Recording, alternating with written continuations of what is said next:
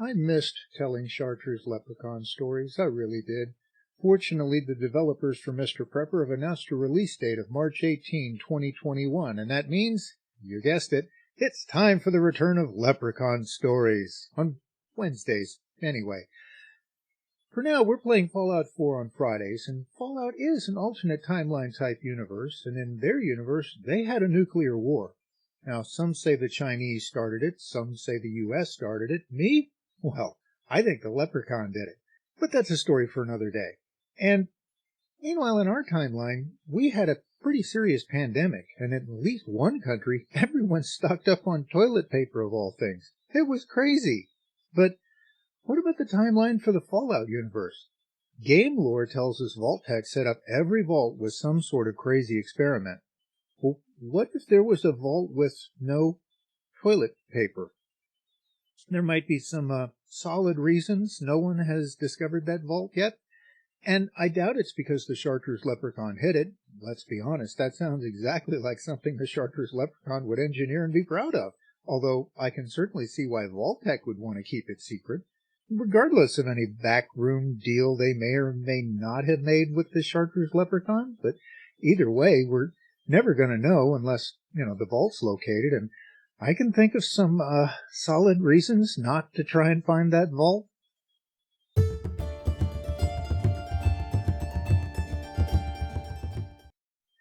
Let's have a test, shall we? What do a super mutant, a glowing Yaogwai, and a glowing Deathclaw all have in common? Well, the answer, of course, is the Chartreuse Leprechaun. See, he's made a deal with each of them. What kind of deal, you ask? Well, he promised the Yaogwai and the Deathclaw the same thing, fresh meat, meaning, of course, the survivor. He promised the super mutant blood and gore, since that seems to be what they like most. The goal, of course, was to make life miserable and perhaps fatal for the survivor, who in turn was trying to make life miserable and absolutely fatal for some raiders. So what happened? Well, the Yaogwai found some meat all by himself and just lost complete interest in the deal. The survivor managed to kill the super mutant without any real trouble. And the Deathclaw and the raiders? Well, let's just say they went into extended negotiations with the Deathclaw edging out the raiders in the end. The survivor got all the loot, all the caps, and all the glory, of course. And the Chartreuse Leprechaun? Well, he stomped off to the bar where he just sat quietly and drank, quietly fuming over getting big fat zilch, nada, nothing for all his careful planning. What's better than a detective story? How about a post-apocalyptic one? It's got everything. A mob-ish crime family with a capital F. They're called the Triggermen. Mostly a bunch of ghouls, people who were alive before the war who got irradiated but somehow survived and have lived 200 years while also somehow retaining their faculties. And while the Triggermen are a single group, they have separate elements in different areas of the city. Okay, you say, but what does all that have to do with the Chartreuse Leprechaun? We'll get there, just be patient. Anyway, with all those pre-war crime people involved, it's kind of surprising that the bosses of this family are mostly non-ghoul humans, born in the current time. Go figure. Current-day humans giving actual crime family members from the pre-war orders.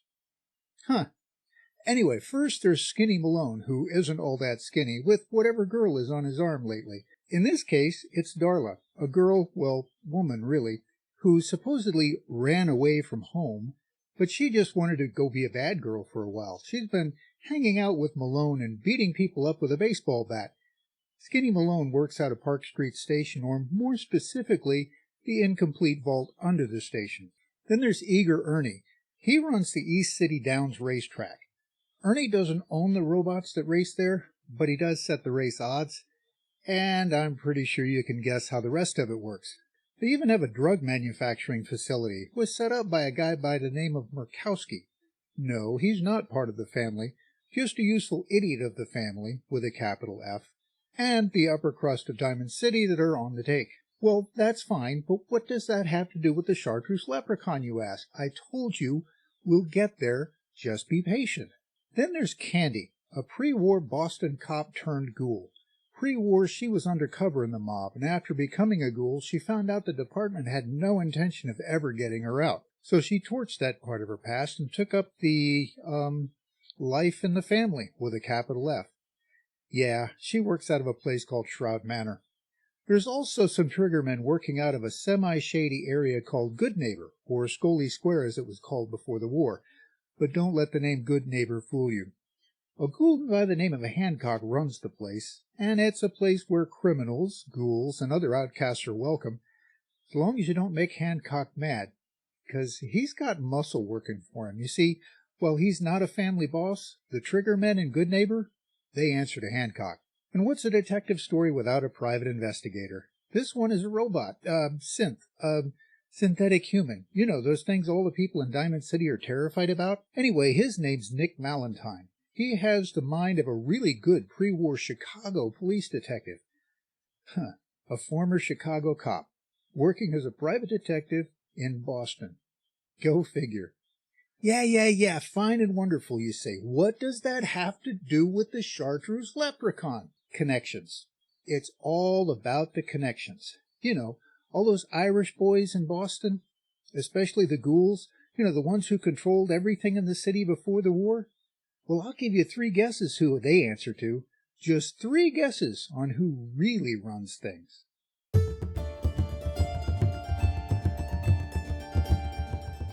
There are lots of ways you can die in Fallout 4. You can die from guns, of course. Raiders and other bad guys are particularly effective at that, unless, of course, you shoot them first. And, of course, explosives can get thrown at you. Hopefully you can dodge. And, you know, there's always angry critters, right? But how many ways can you die by your own hand, more or less? Let's count some of them. Well, you know, there's grenades. Baseball grenades, fragmentation grenades, we use those a lot.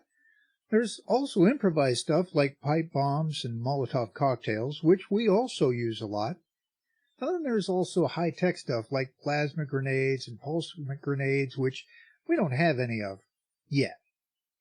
Those will easily get you killed when the attacker outruns the blast radius while rushing you, although bouncing them off obstacles and back at yourself is pretty effective too. And there's other explosives, mines, for example. And there's the same assortment. Fragmentation mines, bottle cap mines are the ones most common for us. There's also cryo mines, plasma mines, pulse mines, lots more. Heck, you can even make mines from Nuka-Cola. But of the ones we use, bottle cap mines are especially effective since they're the most powerful. Self-detonated is even better. There's also turrets. Very effective when you decide to sit tight and keep shooting at them while they mercilessly chew you up, and of course ghouls can help with that if the turret slacks off on the job or you aren't paying attention. And of course, all this assumes no involvement by the Chartreuse Leprechaun, and we all know how likely that is.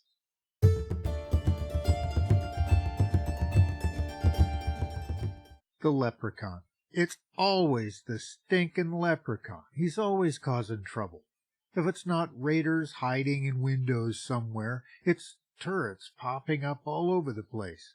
Or it's sudden appearance of rads for little apparent reason. Or the vague, hidden, but menacing enemies that are always just out of sight.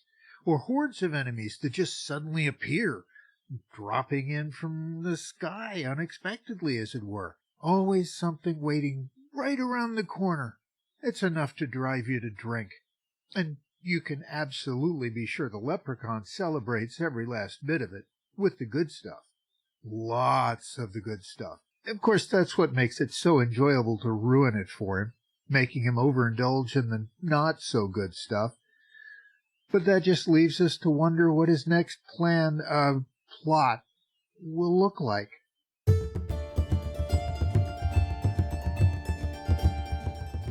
Castles. There's lots of castles around the world. There's even one in Boston. Well, it's actually just a fort, been around for a couple centuries. To be fair, it is on Castle Island. And what's left of it survived in the Fallout universe. The Minutemen took it over. They call it a castle, probably because of the name of the island, but who knows? So, yeah, anyway, the Minutemen took it over and lost it to some sort of monster. No one alive knows what it was, just stories of a monster, probably enhanced and spread, gleefully spread, I'm sure, by the Chartreuse Leprechaun.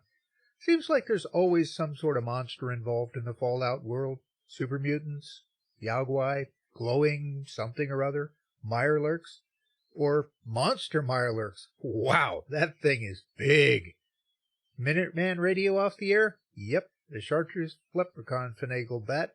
All it took was convincing that thing to hang around, lay lots of eggs, bring a bunch of followers. Yep, the Leprechaun did that.